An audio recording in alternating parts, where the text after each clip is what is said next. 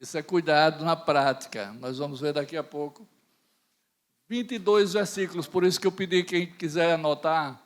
22 versículos na Bíblia. Isso. Obrigado, Isaac.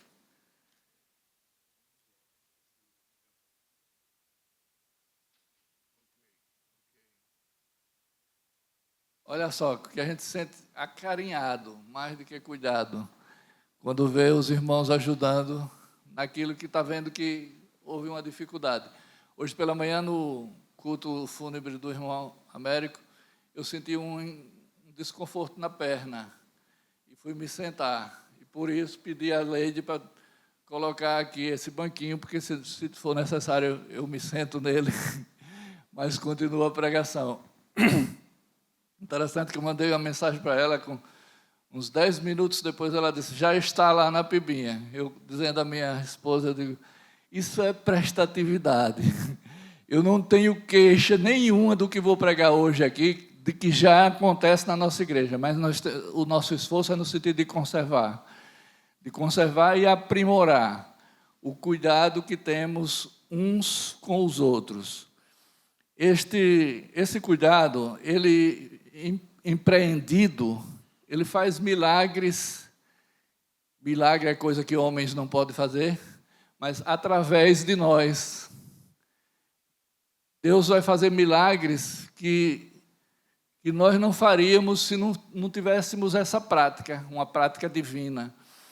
E é interessante, o exemplo que o autor do livro traz é o seguinte, um time de futebol que tinha diversas raças no time dele, inclusive negros e brancos, na década mais acirrada da questão racial nos Estados Unidos. Naquele período do pós-racismo bem acirrado mesmo, que teve o nosso pastor, né? O pastor Martin Luther King, que ganhou o Prêmio Nobel da Paz, mas que se sacrificou muito por essa causa. E aí ele fala da questão do time de futebol, que os negros não ajudavam os brancos, nem os brancos os negros, e tinham uma dificuldade enorme. E o treinador disse assim, um dia, olha, eu quero que todos vocês tenham como lema, o que você tem de melhor, ensina uns ao outro. E os negros tomaram a primeira iniciativa, depois os brancos se tocaram também e tomaram a iniciativa também de passar aquilo que eles sabiam de bom. Todos nós temos algo de virtude e temos defeitos. O fato é que fizeram a somatória de virtudes e esqueceram os defeitos, porque não tinha nem tempo de praticar os defeitos, e sim as virtudes. O treinamento era só de aperfeiçoamento daquilo que precisava para serem vitoriosos. Mais do que isso, eles ganharam amizade entre si. Quando um entrava, o outro dava as costas. Um de outra raça entrava, o preto entrava, o negro entrava, o branco dava as costas, e vice-versa. Esse costume passou a ser o contrário. Quando eles entravam, eram abraçados e cantavam juntos na hora do almoço e na hora das folgas. E mais ainda, quando um branco lá teve um acidente e ficou doente, o negro foi visitar e não queriam deixar. Disseram, só pode entrar a família. E ele disse, você não está vendo que eu sou parecido com ele? Brincando. Você não está vendo que eu tenho os mesmos traços? Ele é meu irmão. E aí tiraram essa brincadeira, e na brincadeira eles levaram, fez com que o próprio hospital, o pessoal do hospital, entendesse que era tudo bobagem viver brigando porque a cor da pele é diferente. Esse exemplo é tão interessante que serve para nós, igreja. E a gente trazer exemplos de fora da igreja para dentro só serve para nos constranger, às vezes, de dizer assim, puxa vida, um time de futebol utiliza essa estratégia e dá certo entre eles. E entre nós, povo de Deus, tem que dar muito mais certo ainda. Porque o povo de Deus, ele vem com a orientação de Deus, e vem com o aval, a garantia, o penhor de Jesus nos acompanhar nas nossas ações. E é por isso que eu quero ler os versículos que eu disse que é uma série, e é uma série não exaustiva, é numerativa, exemplificativa. Nós vamos ver que o total dela na Bíblia, só no Novo Testamento, o total dela na Bíblia é bem maior do que esse aqui. Mas eu quero ler esses textos e em cada um deles nós vamos comentários curtos de uma frase ou uma palavra e os irmãos vão fazer o seu comentário aí, a sua reflexão. Novo mandamento vos dou, que vos ameis uns aos outros, assim como eu vos amei, e também vos ameis uns aos outros. O comentário que eu faço é se Jesus, que estava bem acima da gente, nós não estamos acima de ninguém aqui, ninguém aí é acima de ninguém em nenhum aspecto, Jesus era em todos os aspectos superior, infinitamente mais. Mas assim como Ele nos amou, Ele pediu que nós amássemos uns aos outros. Talvez a gente diga assim, mas é muito difícil amar uns aos outros como Jesus amou. Vá amando como você sabe. E Ele vai lhe ensinando a cada vez mais amar mais, e chegar perto daquilo que é o ideal. O outro versículo diz assim, assim também nós, conquanto muitos, somos um só corpo em Cristo e membros uns dos outros. Esse verso que está em Romanos 12:5, diz o seguinte, se nós somos um corpo, é incoerente não ajudarmos um ao outro. É incoerente que a mão diga para o rosto, não vou lavar não, você vai ficar aí cheio de remela, porque eu não vou lavar. E se a mão não lavar, não vai ser lavado mesmo. Vai ter que ir a mão de outra pessoa, mas vai ter que ter mão. Porque, e se a água cair e limpar? É uma limpeza meio mediana. A limpeza, a asepsia se dá com esfregar. E aqui tem gente que dessa área de saúde sabe perfeitamente que se isso não acontecer, não acontece a limpeza. E eu disse que ia fazer comentários curtos, estou fazendo compridos, mas esse verso merece. Porque o corpo, todos nós que fazemos parte do corpo, ou se somos arrancados do corpo, então temos o direito de dizer, eu não vou ajudar ninguém. Mas se nós fazemos parte do corpo, nós estamos aptos e autorizados e até recomendados a ajudar a todos que tiver necessidade.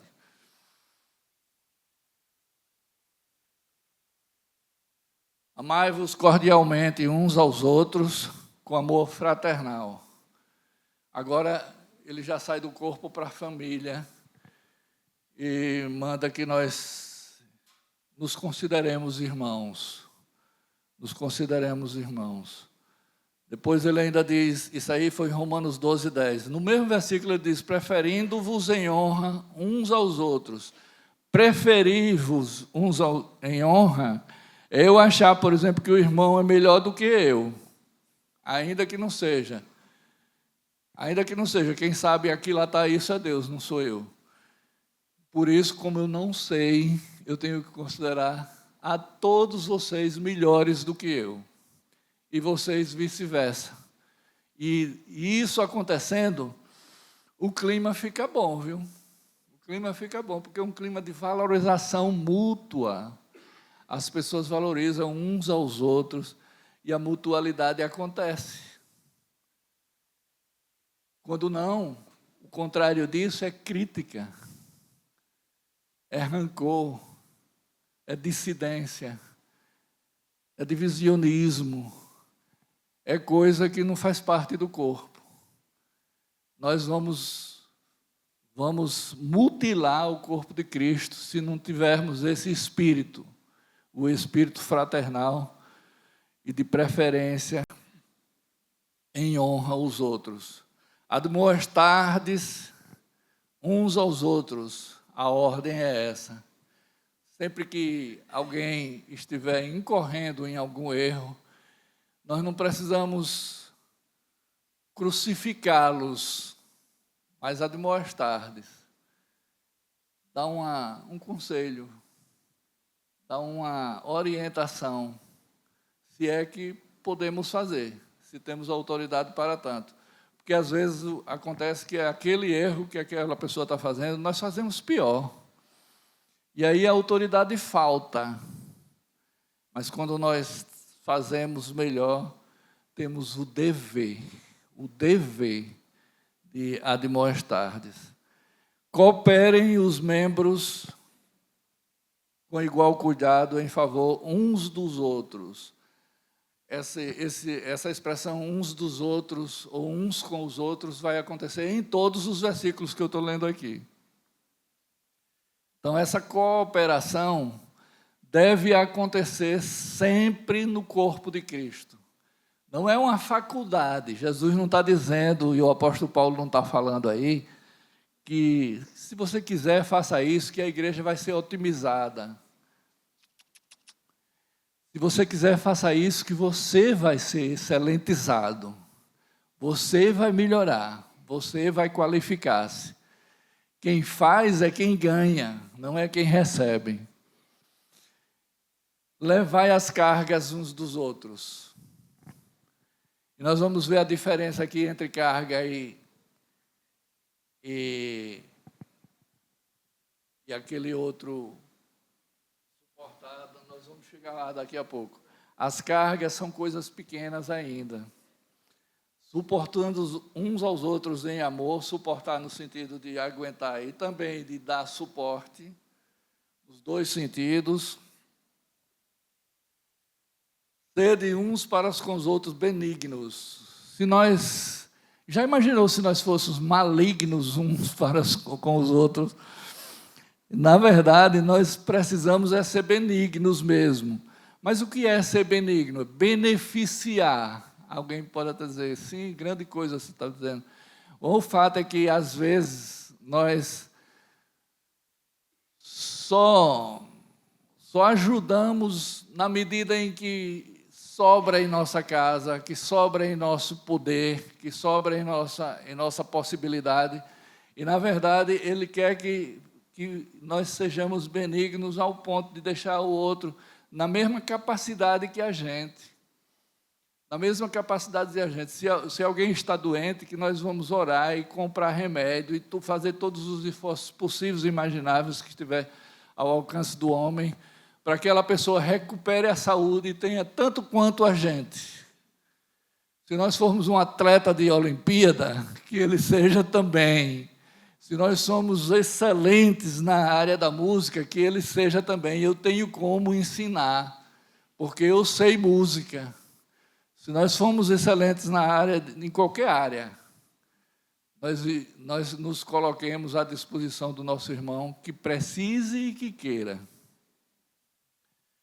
Nada façais por partidarismo ou vanglória, mas por humildade, considerando cada um, uns aos outros, superiores a si mesmos. Já falamos sobre a questão da superioridade a nós mesmos, mas eu quero enfatizar aqui o que o apóstolo enfatizou aqui sobre a humildade. Às vezes nós fazemos para mostrar que sabemos o que podemos. E é interessante como Jesus nos ensina que devemos fazer sem ninguém saber. Nós não precisamos bater no peito e dizer, estou ajudando a fulano de tal. Eu estou ensinando ele a dirigir, por exemplo. Eu estou ensinando para ele o currículo dele, para ele, quando ele chegar e colocar currículo, ele ter um emprego. Se alguém estiver fazendo isso e estiver se exaltando, ele está perdendo a oportunidade de ser benigno e de ter humildade. Que é uma coisa, que é uma bênção de Deus, a humildade. Enquanto a arrogância é uma maldição, ser humilde é bênção de Deus. E cada um de nós que ainda não tivermos humildade, peça a Deus que Ele vai nos dar. E nós vamos ver a qualificação que vamos ficar. Nós mesmos vamos perceber. Imagine os outros que são alvos da nossa humildade. Mesmo que nós não dirijamos a nossa humildade para eles recebem a si mesmo. Involuntariamente, a humildade invade, transborda e toca nas pessoas. Num grupo coletivo, onde tem um humilde, a tendência é esse número crescer e, às vezes, nós chegarmos a unanimidade de humildes, pessoas que não se vangloriam de nada que tem ou sabe ou pode, pessoas que têm uma posição. Eu trouxe uma visitante aqui para a igreja, e o que ela mais se admirou da igreja, eu perguntei depois, foi que ela disse que tem pessoas numa posição social lá bem altíssimas e outras bem lá embaixo. E na nossa classe tem uma moça que vai um pouco mal trajada, assim, aquela moça que não é da nossa igreja, mas ela anda, que bota a mão para cima. Mas ela é muito bem tratada. Aí a minha visitante disse o seguinte: o que eu percebi, que gostei demais, é que vocês são com diferente classe social, mas se tratam por igual. E que lindo isso, e que gostoso isso, a gente participar de um ambiente em que as pessoas se tratam por igual, ainda que tenham diferenças atribuídas pela sociedade, não por nós mesmos. Nada façais por partidarismo, isso aí nem adianta tocar, porque toda vez que nós dividimos o corpo de Cristo, nós estamos mutilando esse corpo. E o corpo de Cristo, por ordem da cabeça, que é Jesus, jamais será mutilado. Será cada vez mais solidificado. Não mintais uns aos outros. Aí é uma ordem quase como fazendo parte dos 10 mandamentos. Aqui é Cristo que está dizendo, no Novo, através do apóstolo Paulo, em Colossenses 3:9, mas não mentir é o que vai trazer uma coisa que nós buscamos muito: confiança. Se um irmão aqui já mentiu para outro, o que escutou a mentira não confia nele mais nunca. Eu mesmo sou assim. Se eu escutei uma vez alguém mentindo de verdade e descobri a mentira, para mim a pessoa está isolada, a não ser que se converta e vire outra pessoa, mas mentiu uma vez, para mim ele está fora do corpo de Cristo. Ele não merece a nossa confiança. E para nós merecermos a confiança, mas não só para isso, para obedecer a Cristo, nós precisamos ser verdadeiros. Sempre verdadeiros. Nunca mentirosos. Quando a gente fala sobre mentira, talvez a pessoa diz: mas crente não mente. Eu não tenho muita certeza. Porque eu já vi crente mentir. Pessoas que estão na igreja, não é? Não sei se é crente, porque aí quem vai saber é Deus. Consolai-vos, pois, uns aos outros. Consolo é o que todos nós queremos. Nós estamos em estado de consolação aqui. Nós temos a certeza que vamos para o céu. A nossa vida, na maioria de vocês, e eu também, está mais ou menos bem definida. Quem não está procurando definir. E tem gente que demora a definir, né? Eu digo sempre lá em casa que o tempo das decisões é a adolescência até 18 anos, mas tem gente que passa dos 50. Tem dúvida de tudo. Tem gente tendo dúvida se é masculino ou feminino. Onde já se viu isso? Que quando a gente nasce, o médico levanta e diz: é um homem ou é uma mulher. Aí a pessoa ainda tem dúvida sobre isso. Está procurando se identificar. Aí é um estado em que a gente nem devemos tentar entender. Segui sempre o bem entre vós e para com os outros, e para com todos. E para com todos. E eu gostei do todos aqui. Porque tem crentes que fazem igrejinhas dentro da igreja. Ele beneficia algumas pessoas que são do seu time. Posso pelo Botafogo, aí não, eu só beneficio a Milka porque é botafoguense. Eu que sou botafoguense também. Sandro, eu não quero saber não, porque ele é flamenguista. Então, aí, essas pessoas que fazem esses grupinhos, elas estão dividindo a igreja sem nem perceber, caindo na artimanha do inimigo. Consideremos-nos também uns aos outros para nos estimularmos ao amor e às boas obras. Olha só, o objetivo dessa consideração aí. Eu preciso me considerar. Eu preciso uns aos outros, todos vocês, e vocês me considerarem também, para nós nos estimularmos ao amor e às boas obras. Não é para nós termos a nossa opinião colocada em evidência. Porque tem pessoas que dizem, a Bíblia diz assim, mas eu penso assim, eu penso é assim. E quer botar a efeito o que ele pensa assim, e não o que a Bíblia diz.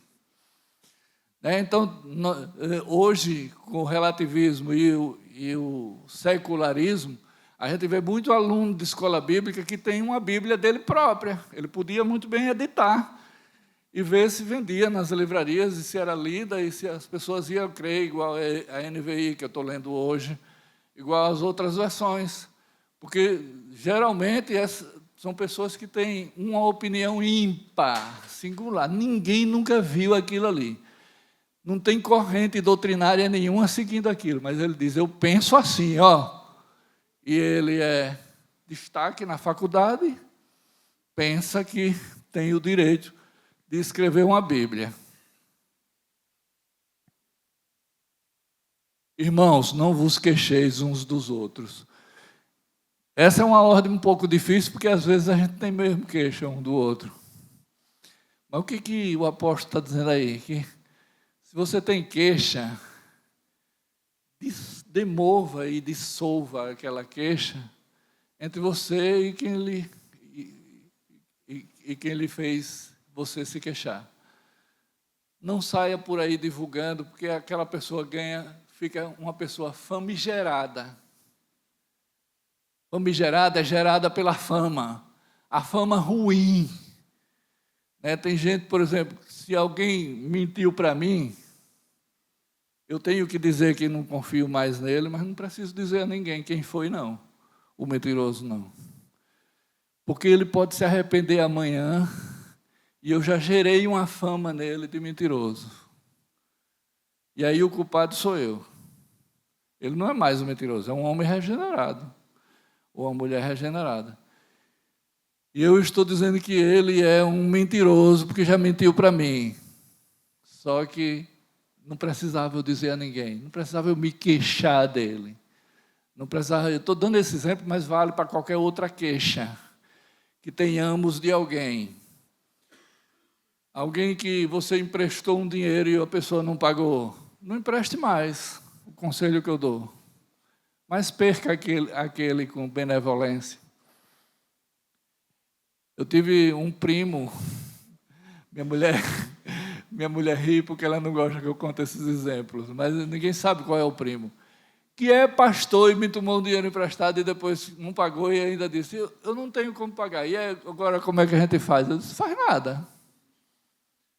Não faz mais nada. Se você não tem como pagar e nem quer pagar, eu vou fazer.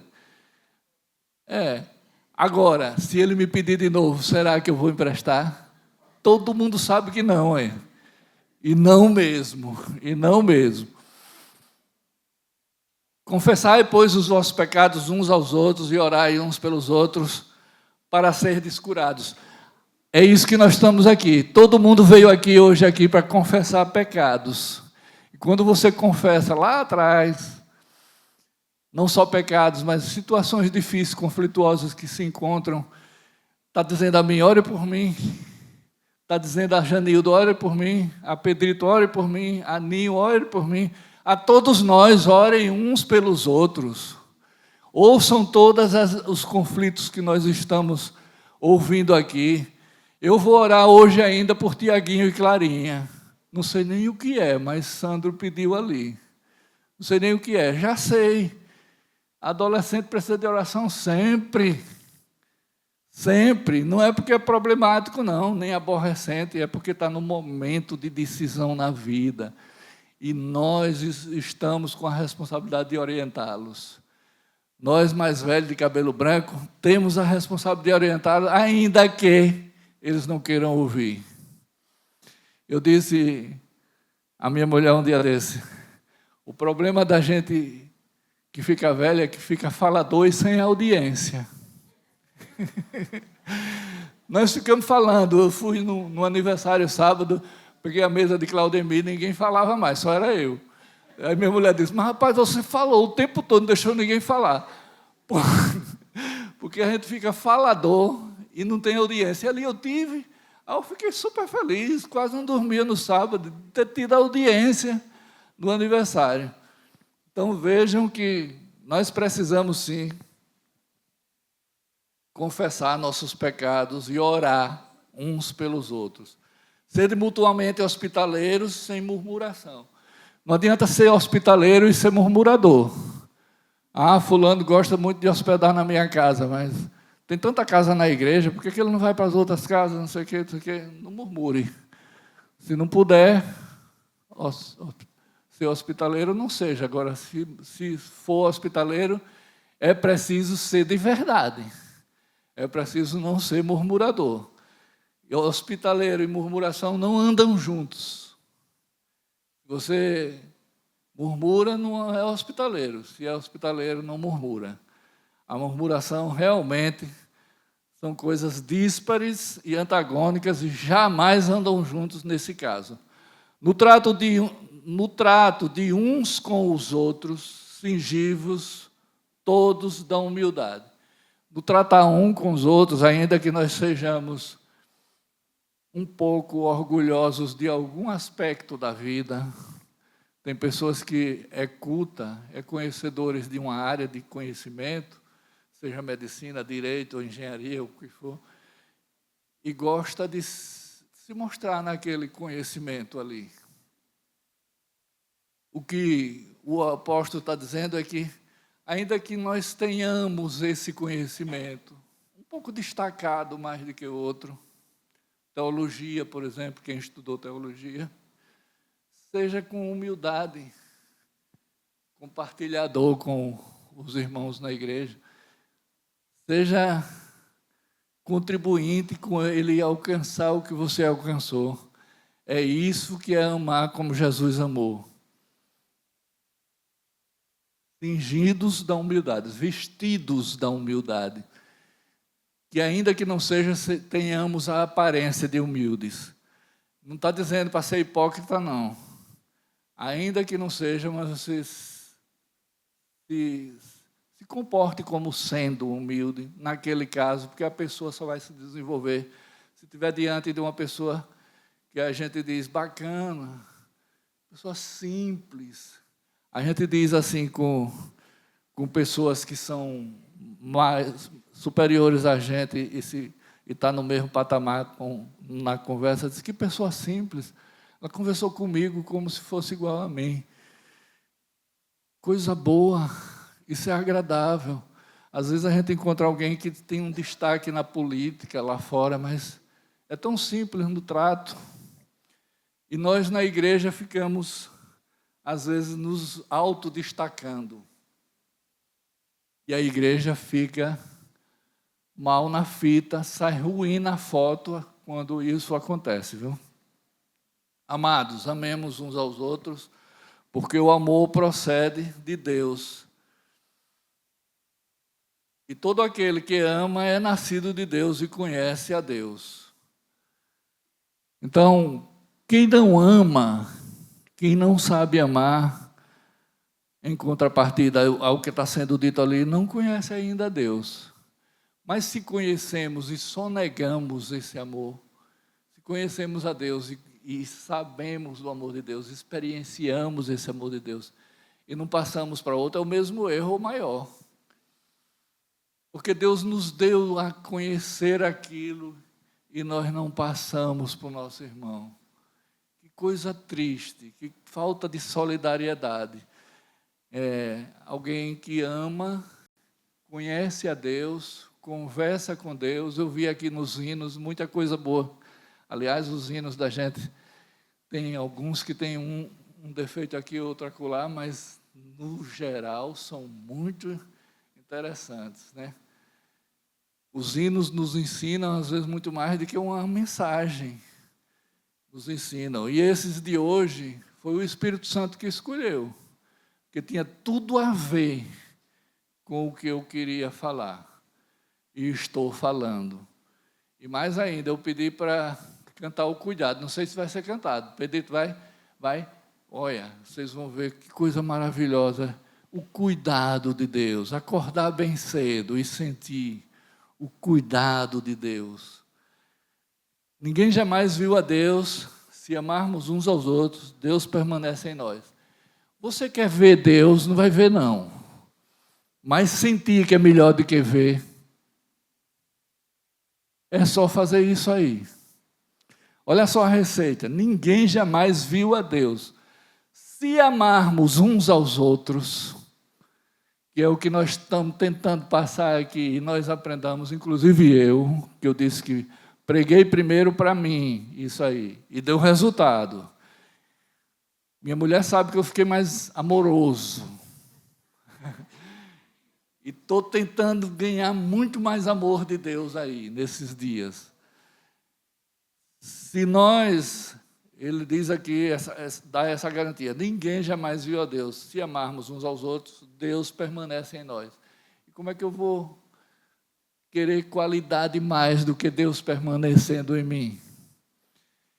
Não tem mais, não tem dinheiro no mundo, não tem competência, sabedoria, o que for, toda do mundo, mais do que Deus permanecer em mim. A propósito disso, eu descobri que coisas pequenas que a gente já banalizou, se Deus deixar de nos dar, a gente vai embora. Se Deus deixar de lhe dar o ar para respirar durante 30 segundos ou 40 segundos, é capaz de nós morrermos todos aqui. Foi assim que Hitler matou 6 milhões de judeus, tirando a respiração. O pobre do judeu. E ele não era o dono do ar, mas Deus é. E se Ele quiser, não tem ar para mim respirar. Não tem ar para você respirar. E você morre. E se morrer sem Cristo, eu nem vou dizer para onde vai, porque todo mundo sabe. Mas, estando com Cristo, precisamos estar todos juntos. E o que eu quero dizer sobre essa lista que eu acabei de ler, que, aliás, vai ficar sendo esta a pregação, porque eu não vou extrapolar o tempo, mas nós tínhamos 5 tópicos para falar ainda, que, se for possível, uma nova oportunidade, e eu não estou criando isso para vir pregar novamente, mas, se for possível, uma nova oportunidade, eu gostaria de tê-la, porque eu ganhei a experiência de que nós precisamos passar aquilo que adquirimos de Deus para toda a GREI, para toda a igreja, para todas as pessoas. E essa é uma oportunidade. Que não seja eu, mas que seja outra pessoa, o próprio pastor, mas que termine essa palavra, a palavra de que Deus, que é cabeça da igreja, quer que o corpo haja em consonância com Ele. Não é Ele dando uma ordem e o corpo fazendo outra, porque assim era uma pessoa esquizofrênica. O esquizofrênico, a cabeça dá uma ordem e o corpo faz outra. E ele pensa que fez o que a cabeça ordenou e fica super feliz. Uma vez um médico me explicou o que era esquizofrenia, e eu não sabia, porque eu tinha um sobrinho que era. Aí eu procurei saber. É exatamente isso. Ele não quer, o Senhor dos Senhores não quer ser cabeça de uma igreja, de um corpo esquizofrênico, nem amputado membros. Ele quer que nós sejamos membros articulados, bem articulados e obedientes à cabeça. Que nós consigamos, com o nosso bem-querer, com a nossa boa vontade, como disse Jesus aos homens de boa vontade, serem membros bem ajustados com a cabeça que é Cristo. Amém?